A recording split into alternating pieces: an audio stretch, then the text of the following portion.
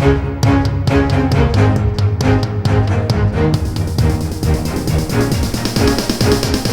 is the Washington Times front page for Tuesday, November 8th, 2022.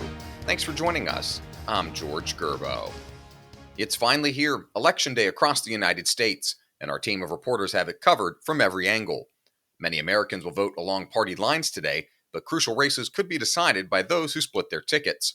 A recent Emerson College The Hill survey in Pennsylvania found about 9% of those supporting Democrat Josh Shapiro for governor plan to split their ticket and support Republican Mehmet Oz for Senate.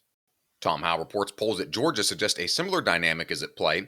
Republican Governor Brian Kemp held an 8 percentage point lead in a recent Marist poll, while Democratic Senator Raphael Warnock is knotted up with Republican challenger Herschel Walker. Walker is backed by former President Trump, and from Georgia to Arizona, Trump-backed candidates are competing in races that will determine how big of a night Republicans will have. Seth MacLachlan reports they'll also determine whether Trump remains a viable force beyond his core base of voters. Most of the candidates have proven competitive. Prognosticators now say it's Republicans that are likely to reclaim the House, and it's anyone's guess who emerges on top in the Senate. Other analysts caution against reading too much about Trump from Tuesday's results and say different dynamics are at play in each race. As for the issues driving voters this year, Stephen Dinan reports crime has become the tipping point one, joining inflation. Gallup's October polling found 85% of voters ranked the economy as very or extremely important to their decisions. Crime came in second at 71%. Gun policy was next at 67%, and abortion at 66%. Immigration and relations with Russia were just behind, with climate change lagging at 45%. Additionally, more than two-thirds of Americans say the country is on the wrong track, according to Real Clear Politics' average of polls. That's higher than the wrong track rate ahead of the 2010 elections when Republicans won control of the House. It's also higher than before the 2018 elections when Democrats captured the House majority.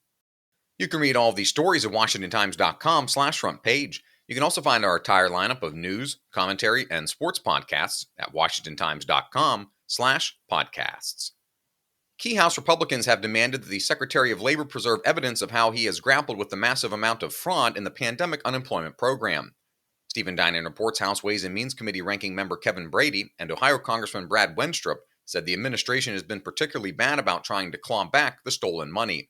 In a letter to Labor Secretary Marty Walsh, they instructed him to preserve the department's documents showing what officials knew about the extent of fraud. They also asked Walsh to answer a series of letters investigating how fraud has been handled.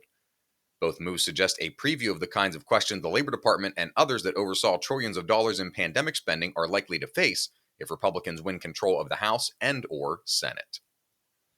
And finally, China is increasing its nuclear forces more rapidly than American analysts anticipated, according to the outgoing commander of the Pentagon's Strategic Command. Bill Gertz reports Admiral Charles Richard, who has headed the Strategic Command since 2019, said the Chinese nuclear expansion is a near-term problem that requires action by the United States. The four-star admiral, who will be retiring soon, has made similar comments, most notably during congressional testimony in the past 2 years. Find all today's front page stories at WashingtonTimes.com/front page or on the Washington Times app, and find us wherever you get your podcasts. Just search Washington Times in any major podcast app.